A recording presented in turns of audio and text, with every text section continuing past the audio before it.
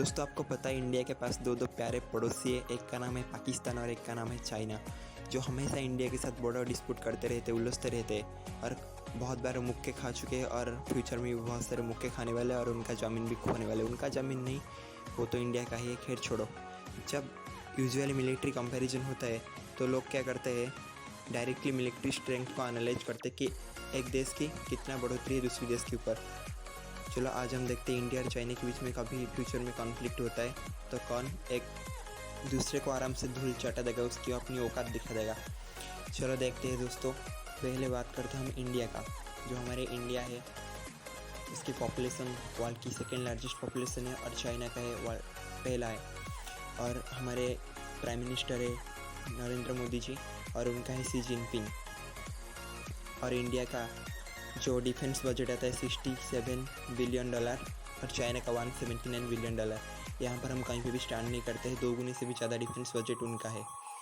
और इंडिया के पास जो एक्टिव पर्सनल है 14,54,000 और चाइना का 21,84,000, यानी कि बहुत बड़े नंबर में चाइना के पास हमसे ज़्यादा मिलिट्री स्ट्रेंथ है पर्सनल में।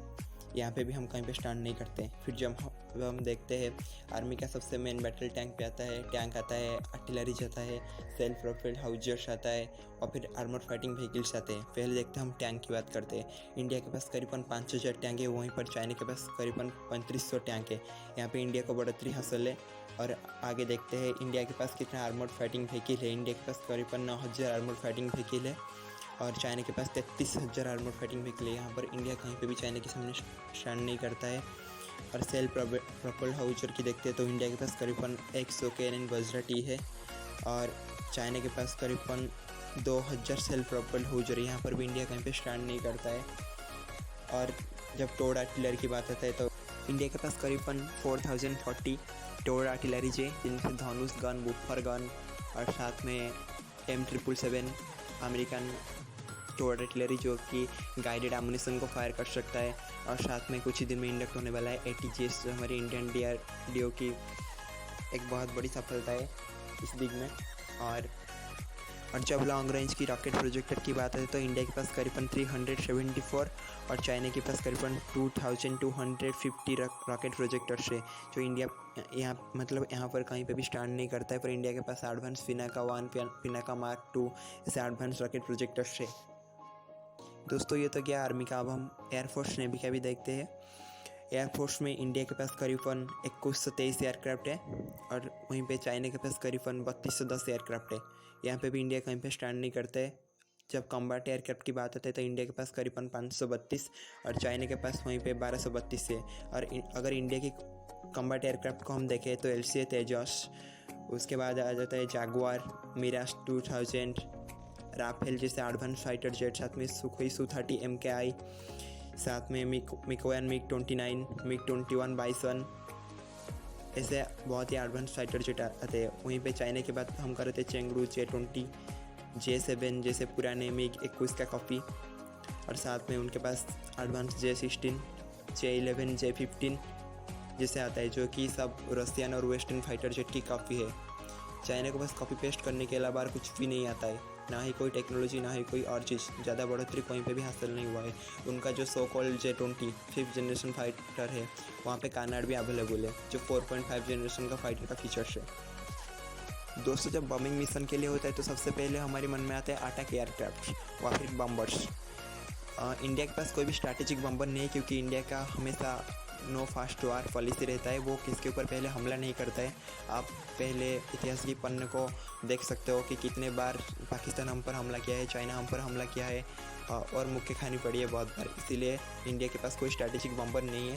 पर ऐसा नहीं है कि इंडिया नहीं बना सकता है। जैसे LCA तेजस हो गया, मार्क 1 मार्क 2 आने वाला है, वहाँ फिर नेवी के लिए TDVF हो गया। ऐसे बहुत सारे प्रोजेक्ट इंडिया पे आने वाला है और बहुत सारे आ चुका है। और इंडिया के पास अटैक एयरक्राफ्ट के लिए इंडिया जागुआर, मिराज 2000 यूज़ करता है और MiG-27 को रिटायर कर चुका है। और इंडिया के पास करीबन 130 अटैक एयरक्राफ्ट है। और वहीं पे चाइना के पास अपना स्ट्रैटेजिक बम्बर है। वो तो हमेशा कॉपी पेस्ट करने में माहिर होता है। वो कुछ रशियन चीज़ों को कॉपी किया है और अमेरिकन बम्बर को भी कॉपी कर लिया। दोस्तों, जब हेलीकॉप्टर और फिर अटैक हेलीकॉप्टर की बात है तो इंडिया के पास उसका अच्छी खासी फ्लीट मौजूद है, पर फिर भी चाइना के पास इसके मुकाबले 2 गुना से 2.5 गुना से ज़्यादा अटैक एयरक्राफ्ट और साथ में यूटिलिटी हेलीकॉप्टर का भी बहुत बड़ा फ्लीट है।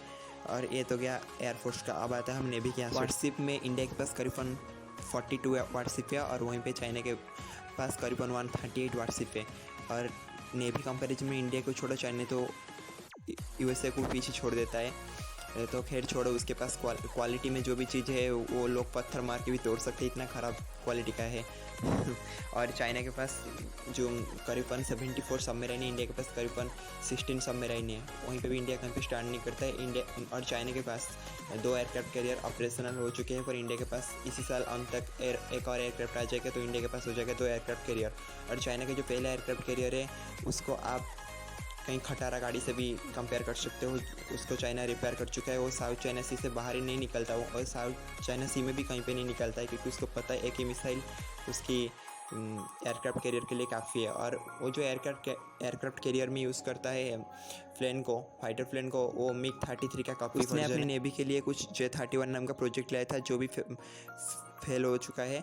और उसके पास अगर हम देखें न्यूक्लियर वारेड की तो 350 न्यूक्लियर वारेड है, और इंडिया के पास वहीं पे 150 न्यूक्लियर वारेड है। यहाँ पर भी इंडिया कहीं पे स्टैंड नहीं करता है।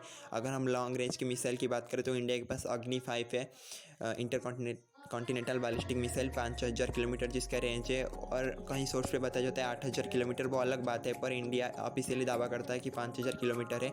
वहीं पर चाइना की DF-41 मिसाइल है जिसका 10,000 किलोमीटर तक मार करने की क्षमता है। यहाँ पर भी इंडिया कहीं पे स्टैंड नहीं करता है, पर कहीं पे मेजर कॉन्फ्लिक्ट होता है। दोनों का एक ही policy, no fast use nuclear weapon, तो न्यूक्लियर वेपन को कोई भी यूज़ नहीं करेंगे। तो यहाँ पर हम न्यूक्लियर वेपन की बात ही नहीं करेंगे। दोस्तों, अगर हम इंडिया की लैंड मास को देखें तो 3.287 मिलियन स्क्वायर किलोमीटर है। वहीं पर चाइना का 3 गुना ज़्यादा यानी कि 9.579 मिलियन स्क्वायर किलोमीटर है। और अगर इंडिया की पड़ोसी की बात करें तो पाकिस्तान, श्रीलंका, चाइना, नेपाल, भूटान और बांग्लादेश आते हैं। श्रीलंका को छोड़ के बाकी सबसे इंडिया लैंड मास शेयर करता है, और बस श्रीलंका एक ऐसी कंट्री है जिसके साथ इंडिया अपना वाटर शेयर करता है। और वहीं पर चाइना की बात करें तो चाइना की पड़ोसी में आते हैं ताजिकिस्तान, किर्गिस्तान, मंगोलिया, रसिया, वियतनाम, बर्मा, इंडिया, जिनके साथ चाइना लैंड मास शेयर करता है। और वहीं पर फिलीपीन हो गया, जापान हो गया, साउथ कोरिया हो गया, उनके साथ अपना वाटर शेयर करता है। और साथ में ताइवान भी। और जिनके साथ वो शेयर भी नहीं करता है, जैसे कि हो गए यूके हो गया, मलेशिया, इंडोनेशिया और यूएसए के साथ भी उसका कॉन्फ्लिक्ट है। और इंडिया के साथ सिर्फ एक ही निकम्मा पड़ोसी पाकिस्तान और एक चिंदी पड़ोसी चाइना के अलावा और किसके साथ अपना कॉन्फ्लिक्ट नहीं है। बाकी सबके साथ अच्छा रिलेशन है। और इंडियन ओशन रीजन में इंडिया का अच्छा खासा नेवी का पकड़ है। यहाँ पे इंडिया को हराना नामुमकिन है। और अगर हम वहीं पे चाइना की बात करें तो दुश्मन का दुश्मन यानी कि हमारा मित्र होता है, ऐसे बात करते हैं। तो अगर चाइना का बॉर्डर बहुत बड़ा है, यानी कि आप सोच सकते हैं 9.597 मिलियन स्क्वायर किलोमीटर। अगर कोई मेजर कॉन्फ्लिक्ट में वो एंगेज रहता है तो उसका जो एसेट्स है, आर्मी का हो गया, नेवी का हो गया, और फिर कहीं और चीज़ों को हो गया, एयरफोर्स का हो गया, तो एक जगह से दूसरी जगह को ट्रांसपोर्ट करना उसके लिए बहुत मुश्किल होगा। मुश्किल ना हो सकता है पर लेट होगा। और साथ में इंडिया का जो 3.287 मिलियन स्क्वायर किलोमीटर का एरिया है, इंडिया के हिसाब से वो छोटा देश है, चाइना के हिसाब से कंपैरिजन में छोटा देश है। और पर उसका एसेट इतना बड़ा है कि वो अपनी से 10 गुना ज़्यादा ताकतवर देश को भी हरा सकता है आराम से। और वहीं पर चाइना की बात करें तो वो एक जगह से दूसरे को ट्रांसपोर्ट करने में ही पहले बहुत टाइम लग जाएगा। और साथ में वो बहुत देशों से अपना पंगा ले रखा है। और साथ में ताइवान के ऊपर उसका पहला फोकस है, तो जितना भी ज़्यादा एसेट्स है वो वहीं पर उसका मेनलैंड चाइना को बचाना उसका पहला मकसद है। अगर हम इंडिया की साइड पे देखें तो बस हमको अपना नॉर्दर्न साइड को बचाना है, और हमारे बॉर्डर टू बॉर्डर जो बहुत करीब पे हम आराम से ट्रांसफ़र कर सकते हैं। अगर हम टैंक की बात करें तो वहाँ पर माउंटेनियस रीजन है, पहले तो हमको नेचुरल बाउंड्री हमको प्रोटेक्ट करता है जो हिमालयन रीजन है। और साथ में वहाँ पर लाइट टैंक काम आते हैं। और फिर कोई हाईली मोबिलाइज व्हीकल के ऊपर अगर कुछ माउंटेड होगा, गन सिस्टम और फिर एंटी टैंक गाइडेड मिसाइल बहुत काम आता है, कारगर साबित होता है। वहीं पर चाइना की बात करें तो उसके पास टाइप 15 टैंक है और हमारे पास लाइट और मीडियम टैंक में, लाइट टैंक तो नहीं है, स्लूट लाइट टैंक को इंडिया ऑर्डर करने की बात चल रहा है। और साथ में जो मीडियम टैंक है T-72 T-90 वो टैंक वहाँ पर डिप्लॉयड है। अगर वहीं पर हम युद्ध की बात करें तो दोस्तों युद्ध हथियार से नहीं, सैनिकों की मनोबल से लड़ा जाता है। यहाँ पर आपको पता है इंडिया के एक बंदों के अंदर शौक होता है कि हमको आर्मी में जाना है, नेवी में जाना है, एयरफोर्स में जाना है, फिर कोस्ट गार्ड में जाना है, ये बंदों का शौक। और वहाँ पर वो जो उनका सैनिक है पीपुल्स लिबरेशन आर्मी, वो अपनी पार्टी के लिए लड़ते युद्ध, ना कि उनका कोई शौक होता है, ना कि और कुछ। अपने देश के लिए थोड़ा सा भी प्यार ही नहीं होता है। आपको पता ही होगा गलवान वैली में जैसे मुक्के खाने पड़े, बेचारे रो ही रहे थे। और इंडिया के पास अपनी जितने स्पेशल फोर्स है और दुनिया की सबसे चुनिंदा स्पेशल फोर्स में गिना जाता है। जब माउंटेन स्ट्राइक और आता है सियाचिन ग्लेशियर पर 365 डेज इंडियन आर्मी तैनात रहते हैं। और ITBP के जवान हो गए, विकास बटालियन हो गए, पारा SF हो गया, उनके सामने तो चाइना टिक ही नहीं पाएंगे। स्पेशल फोर्स में जब आता है ना, दुनिया की टॉप 3 देशों में हमारा गिना जाता है। और साथ में इंडियन आर्मी UK हो गया, USA हो गया, या वहाँ पे भी जाकर mountain warfare, high altitude warfare का ट्रेनिंग लेता रहता है। हाँ, चाइना भी ये सब कर रहा है, पर इंडिया की जितना एक्सपीरियंस है वो कुछ भी टिक ही नहीं पाएगा।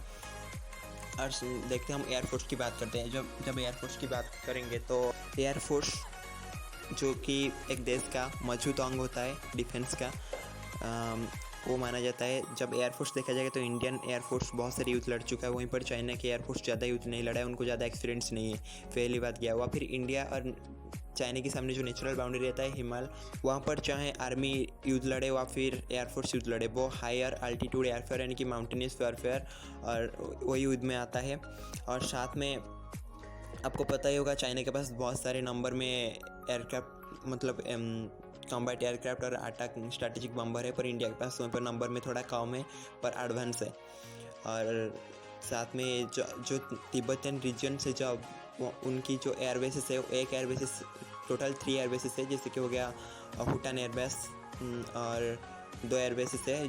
वहाँ पे एक एयरबेसेस की दूसरे एयरबेसेस के बीच में जो डिस्टेंस है वो कुछ ज़्यादा ही डिस्टेंस रहता है। पर वहीं पे हम इंडिया की बात करें, बहुत आसपास के एयरबेस रहता है, अम्बाला, योधपुर, हसीमरा हो गया, ऐसे बहुत सारे एयरबेस और एयर स्ट्रिप इंडिया में मौजूद है और हेलीपैड भी मौजूद है। और साथ में सबसे ऊपर हमारा जो दौलत बेग ओल्डी है, वो रणनीतिक स्ट्रैटेजिकली वो बहुत ही इम्पोर्टेंट रखता है। और साथ में जो चाइनीज हमारा इधर जो एयरक्राफ्ट है, मतलब वो क्या करेंगे कि प्लेन एरिया से टेकअप करेंगे और वहाँ पे जाएंगे, अपना मिशन को अंजाम देंगे और आ जाएंगे। साथ में इंडिया के पास एडवांस फाइटर जेट है, जैसे कि राफेल हो गया, राफेल का F4 वेरिएंट आने वाला है। और साथ में हो गया Su-30 MKI, तेजस हो गया, ऐसे बहुत सारे। और इंडिया के पास जो मेट्योर है, स्काल्प है, ब्रह्मोस है, जो उनको धूली चटा सकता है कुछ ही सेकेंड में। और साथ में इंडिया के पास बहुत सारे प्रकार की रॉकेट्स है, मिसाइल्स है। और जब चाइनीज एयरफोर्स वहाँ पे टेकअप करेंगे तो उनको जो इंजन की, एक तो इंजन का प्रॉब्लम है, दूसरे इतना हायर एल्टीट्यूड में उनको फुल फ्यूल कंजप्शन हो गया, वहाँ फिर फुल वेपन पैकेज के साथ वो टेक ऑफ नहीं कर पाएंगे, उनको उनका जो स्ट्रेंथ है वहीं पर आधी यूज़ करना पड़ेगा। और साथ में वो इंडिया की मेट्योर के सामने टिक ही नहीं पाएंगे। और साथ में उनके पास जितने भी एयरक्राफ्ट मौजूद है, उनकी फ्लीट में ज़्यादातर J-7 ही है, जो MiG-21 का कॉपी है, और MiG-21 बाइसन उनसे कहीं गुना ज़्यादा एडवांस है। और रशियन और फिर फ्रेंच हो गया और फिर कोई वेस्टर्न फाइटर जेट का कॉपी वर्जन ही वो यूज़ करते हो, ज़्यादा टिक नहीं पाएंगे। साथ में वही ज़्यादातर सिमुलेटर एक्सरसाइज में रहते और कुछ ज़्यादा कर ही नहीं पाएंगे। रियल लाइफ वार की सिचुएशन में उनका सेना टिक ही नहीं पाएगा, क्योंकि आपको पता है कि पार्टी के लिए लड़ना, अपने शौक के लिए लड़ना कोई अलग बात होता है, अपने देश के लिए लड़ना कोई अलग बात ही होता है। एयरफोर्स की बात तो गया, और जब नेवी के बाद आ गया, हाँ फिर छोड़ो, नेवी के बात तो बाद में देखेंगे। अभी एयरफोर्स की बात देखते हैं। इंडिया के पास जितने भी फ्रेंडली कंट्री है वो जैसे कि हो गया इजराइल और बहुत सारे देश, जैसे कि USA हो गया और फिर हमारा ताइवान हो गया, ऐसे बहुत सारे देश है जो इंडिया को कोई भी सिचुएशन में पीछे नहीं हटेंगे। फ्रांस हो गया और रसिया हो गया, ऐसे बहुत सारे हमारे मित्र देश है जो हमारी मदद करने के लिए पीछे नहीं हटेंगे। और साथ में चाइना की बात आप कर ले, उन्हीं की लैंड मास शेयर करने वाले, वाटर शेयर करने वाले कंट्री के साथ, और जो भी नहीं करते हैं, जैसे कि UK हो गया, वो USA हो गया, उनके साथ डायरेक्ट कॉन्फ्लिक्ट है। अगर नेवी की बात करें, वैसे तो नंबर्स में वो यूएसए को भी पीछे छोड़ देता है चाइना, पर जब आता है नेचुरल बाउंड्रीज और स्ट्रैटेजी और आपके साथ कितने फ्रेंडली कंट्री है, और साथ में अपना जो आपका असेट्स है, नेवी का हो गया, एयरफोर्स का हो गया, और फिर आर्मी का हो गया, वो कितना क्वालिटी में अच्छा है, और साथ में कितना टेक्नोलॉजी उसमें है, और साथ में आपका सैनिकों का मनोबल, वही काम में आता है। अगर नेवी में देखें तो इंडिया के पास है अपना अंडमान निकोबार और लाक्षाद्वीप जैसे आइलैंड जो नेचुरल बाउंड्री प्रोटेक्ट कवर करते हैं, वहाँ पर हमारा ब्रिगेड है। नेवी, एयरफोर्स और आर्मी का तीनों का मिलने वाला ब्रिगेड है, यानी कि हमारा ट्राई थिएटर कमांड। और साथ में हमारे वहाँ पर बहुत सारे एयर बेसेस, एयर स्ट्रिप्स है, और बहुत सारे फ्रेंडली नेशन से उनका फोर्ट हम ले रखे हैं। ऐसे करके हम चाइना को आराम से मात दे सकते हैं। ये तो छोड़ो, नेवी क्या हो गया, हमारा INS विक्रमादित्य एक अभेद्य दुर्ग जैसा है और दूसरा एयरक्राफ्ट कैरियर हमारा ऑपरेशन इसी साल के अंत तक होने वाला है। और MiG-29 के जो चाइना की आराम से उसके एयरक्राफ्ट कैरियर को एंटीशिप मिसाइल दाग के मार सकते हैं। और इंडिया का जो सबमरीन है बहुत ही एडवांस, और चाइनीज सबमरीन की बात करें बहुत ही साउंड निकलते हैं, वो ज़्यादा देर तक पानी में उनका ड्यूरेशन बहुत कम है, इसीलिए हमारा P-8 एयरक्राफ्ट है। और रोमियो हेलीकॉप्टर तो आ रहा है, P-8 एयरक्राफ्ट उनको आराम से ढूंढ लेता है। उनका एक जो सबमरीन निखोज हो गया था श्रीलंका के आसपास, उसका नहीं मिल रहा था लोकेशन, जो P-8 एयरक्राफ्ट ढूंढ निकला था। चाइना वालों ने चौंक गए थे, यार हम जिसको ढूंढ नहीं पाए वो P-8 एयरक्राफ्ट ने कैसे ढूंढ लिया। आप सोच सकते हो। फिर हो गया उनका मलाक्का स्ट्रेट हो गया। मलाक्का स्ट्रेट देखे चाइना का 80% व्यापार होता रहता है, उनका जितना भी इंपोर्टिंग ऑयल होता है और फिर बहुत सारे सामान वो एक्सपोर्ट करते रहते हैं, वो तो मैन्युफैक्चरिंग हब है, आपको पता ही होगा। और उसको आराम से इंडिया ब्लॉक कर सकता है कहीं भी मेजर कॉन्फ्लिक्ट में, वो चाइना का आप सोच सकते हैं जो बैकबोन होता है उसको पूरी तरह से तोड़ देगा। आपको पता है एक आदमी का बैकबोन तोड़ने के बाद तो उसका क्या हाल हो जाता है, बेचारा गिरते पड़ा रह जाता है। और साथ में मलाक्का स्ट्रेट को ब्लॉक करने के बाद चाइना अपने आप अपनी औकात में आ जाएगा। गोलन वैली में तो आपको पता ही होगा हमारे वीर जवानों ने उनका क्या हाल किए थे। दोस्तों, सिर्फ ज़्यादा एसेट व कोई एडवांस चीज़ें रखने से कुछ नहीं होता है। सैनिकों का मनोबल, साथ में आपके कितना फ्रेंडली कंट्री के साथ आपका अच्छा रिलेशन है, वही मायने रखता है। इसीलिए कोई भी युद्ध होगा व फिर युद्ध जैसी सिचुएशन आएगा, चाइना को मुक्की खानी पड़ी है और पड़ेगा। साथ में अगर पाकिस्तान उसके साथ देगा वो तो और भी, जैसे एक तो हाथ से गया बांग्लादेश, और भी खैर आप तो समझते रहे, समझिए के हो।